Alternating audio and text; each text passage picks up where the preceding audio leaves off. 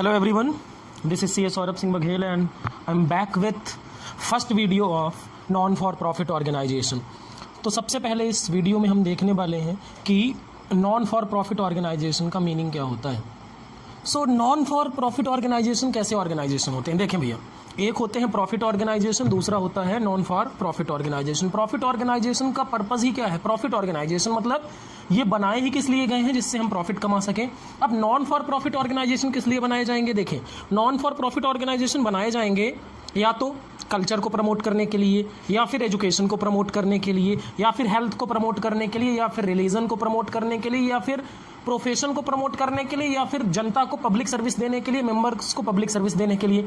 मतलब इनको बनाया जाएगा पैसे कमाने के लिए नहीं, बल्कि इसलिए बनाया जाएगा कि कुछ चीज़ें हैं जो हम प्रमोट करना चाहते हैं। जैसे मान लीजिए मैं हिंदू धर्म का प्रचार करना चाहता हूं या मैं इस्लाम का प्रचार करना चाहता हूं, तो मैं क्या करूंगा? नॉन फॉर प्रॉफिट ऑर्गेनाइजेशन बनाऊंगा। जैसे मंदिर, मस्जिद, ये सब कहां पर आते हैं? नॉन फॉर प्रॉफिट ऑर्गेनाइजेशन, क्योंकि ये प्रॉफिट के लिए नहीं है बल्कि पर्पस प्रमोट करने के लिए है। इनका ऑब्जेक्टिव प्रॉफिट कमाना नहीं है। तो इसमें आप देख सकते हैं कि प्रॉफिट इज इंसिडेंटल। जो प्रॉफिट इनको होता है ये क्या है? इंसिडेंटल है। इंसिडेंटल मतलब इनकी एक्टिविटीज से, जैसे आप मान लीजिए मंदिर में कोई प्रसाद चढ़ा के चला गया तो हमारा ये प्रॉफिट हो गया। कोई पैसे चढ़ा के चला गया, ये हमारा प्रॉफिट हो गया। कोई पैसे दान करके चला गया, ये प्रॉफिट हो गया। लेकिन ये हमारा मेन ऑब्जेक्टिव नहीं है। मेन ऑब्जेक्टिव हमारा क्या है? इन चीज़ों को प्रमोट करना। ये प्रॉफिट कहा भी नहीं जाता वैसे। नॉन फॉर प्रॉफिट ऑर्गेनाइजेशन के केस में उसे हम सरप्लस कहते हैं। मतलब अगर हमारी इनकम ज़्यादा हो और खर्चे कम हो तो हम क्या बोलेंगे कि वो सरप्लस है, और वो सरप्लस भी क्या होगा? इंसिडेंटल होगा, है ना। तो ये था आपका नॉन फॉर प्रॉफिट ऑर्गेनाइजेशन की डेफिनेशन।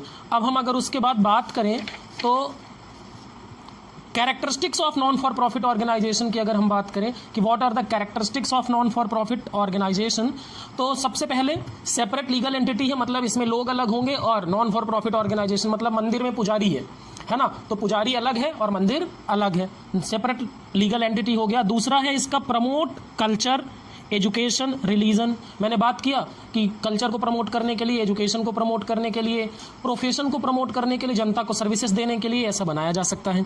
उसके बाद ऑनर से बिलोंग्स टू सोसाइटी, मतलब देखिए मंदिर का मालिक कोई नहीं होता है, मंदिर सोसाइटी को बिलोंग करता है। तो इसकी जो ऑनरशिप होगी, जो मालिक होगा, वो कोई पर्सन नहीं होगा बल्कि सोसाइटी होगा।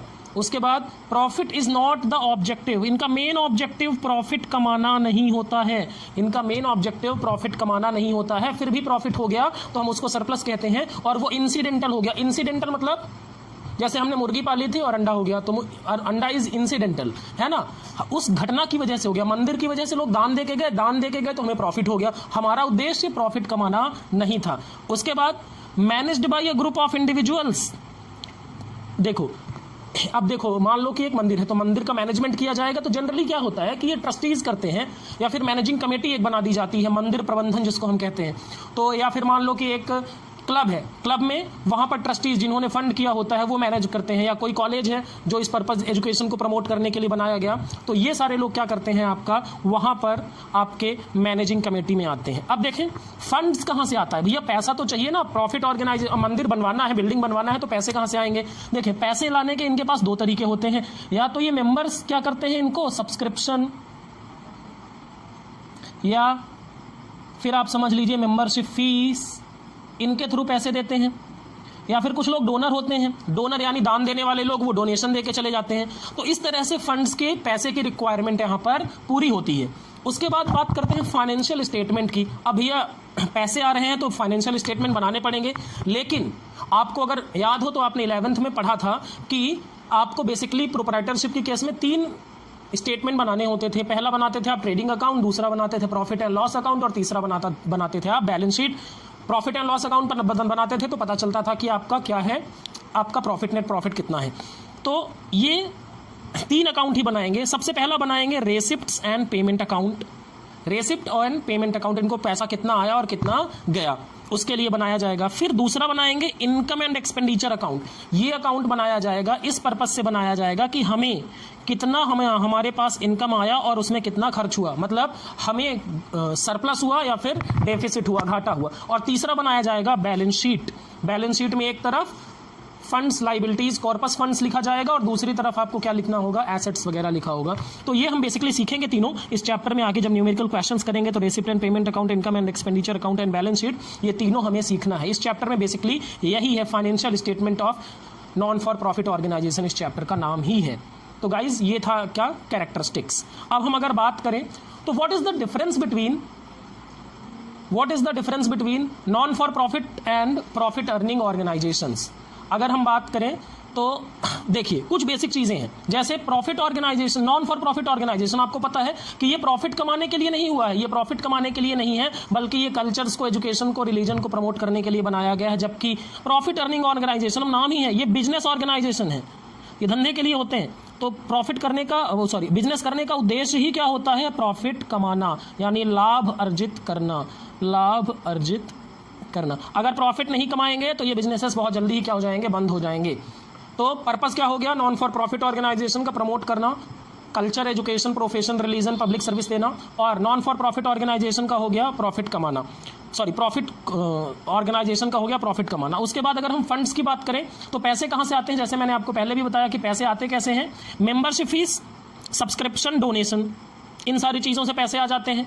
अब मान लो कि देखो होता क्या है कि आपको बिजनेस शुरू करना है, मान लीजिए बिजनेस शुरू करना है या मंदिर बनवाना है, तो बिजनेस शुरू करना है तो बात करते हैं, अगर आप प्रोप्राइटरशिप अकेले शुरू कर रहे हैं तो आप कैपिटल लगाएंगे, पार्टनरशिप शुरू कर रहे हैं तो पार्टनर लोग मिलकर कैपिटल लगाएंगे, और अगर कंपनी शुरू कर रहे हैं तो वहां पर शेयर कैपिटल लगेगा। ये बात आपको पता है ना। लेकिन अगर आपका नॉन फॉर प्रॉफिट ऑर्गेनाइजेशन है तो क्या किया जाएगा, भैया पैसे तो उसमें भी लगेंगे ना। मान लीजिए कि हम एक स्कूल खोलना चाहते हैं, वो जो कि एजुकेशन को प्रमोट करने के लिए, तो भैया स्कूल की बिल्डिंग चाहिए, स्कूल का फर्नीचर चाहिए, बाकी चीज़ें चाहिए, तो उसके लिए पैसा कहाँ से आएगा, तो डोनेशंस के थ्रू आ सकता है, सब्सक्रिप्शन के थ्रू आ सकता है, मेंबरशिप फीस के थ्रू आ सकता है। अब लेकिन ये कैपिटल नहीं है, तो इसको इसीलिए लिखा जाएगा कैपिटल फंड। बैलेंस शीट में किस नाम से लिखा जाएगा, कैपिटल फंड या कॉर्पस फंड या फिर जनरल फंड। जबकि अगर प्रॉफिट ऑर्गेनाइजेशन होता, प्रोप्राइटर तो कैपिटल लिखते, पार्टनर होता तो पार्टनर्स कैपिटल, और कंपनी होती तो शेयर कैपिटल लिखा जाता। अब देखो मान लीजिए कि इनका बिजनेस स्टार्ट हो गया, दोनों लोग मतलब बिजनेस क्या मतलब ऑपरेशन स्टार्ट हो गया। तो अगर देखें प्रॉफिट ऑर्गेनाइजेशन है, क्या है, प्रॉफिट ऑर्गेनाइजेशन है, तो ये पता करना चाहेगा कि साल के आखिरी में इसको कितना प्रॉफिट या फिर कितना लॉस हुआ, तो ये बनाएगा प्रॉफिट एंड लॉस अकाउंट। ये क्या बनाएगा, प्रॉफिट एंड लॉस अकाउंट। तो प्रॉफिट एंड लॉस अकाउंट से पता चलेगा कि कितना नेट प्रॉफिट हुआ या फिर कितना नेट लॉस हुआ। अब अगर नॉन फॉर प्रॉफिट ऑर्गेनाइजेशन है तो वो कौन सा अकाउंट बनाएगा, वो बनाएगा इनकम एंड एक्सपेंडिचर अकाउंट। अब इनकम एंड एक्सपेंडिचर अकाउंट में अगर इनकम ज्यादा हुई और एक्सपेंडिचर कम तो सरप्लस हुआ, और अगर इनकम कम हुई और एक्सपेंडिचर ज्यादा हुआ तो डेफिसिट होगा। मतलब हम अगर नॉन फॉर प्रॉफिट ऑर्गेनाइजेशन है तो उसमें हम प्रॉफिट नहीं कहेंगे, उसमें हम क्या कहेंगे, सरप्लस, और अगर लॉस हुआ तो हम कहेंगे डेफिसिट। अब तीन तरह के फाइनेंशियल स्टेटमेंट बनते हैं, मैं पहले भी बता चुका हूं। अगर नॉन फॉर प्रॉफिट ऑर्गेनाइजेशन है तो क्या कौन सा स्टेटमेंट बनेगा, receipt and payment account, income and expenditure account and balance sheet. और अगर प्रॉफिट ऑर्गेनाइजेशन है तो trading account, profit and loss account and balance sheet. तो ये गाइज बेसिक थ्योरी थी आपकी नॉन फॉर प्रॉफिट ऑर्गेनाइजेशन से रिलेटेड। अब हम अगले वीडियो में बेसिक टर्मिनोलॉजीज पढ़ेंगे और रियल मायने में ये चैप्टर आपका वहां से शुरू होगा। दोस्तों अगर आपको ये वीडियो अच्छा लगा तो आप लाइक कर सकते हैं, शेयर कर सकते हैं, और जिन लोगों ने चैनल सब्सक्राइब नहीं किया है प्लीज़ चैनल सब्सक्राइब कर दें। Thank you.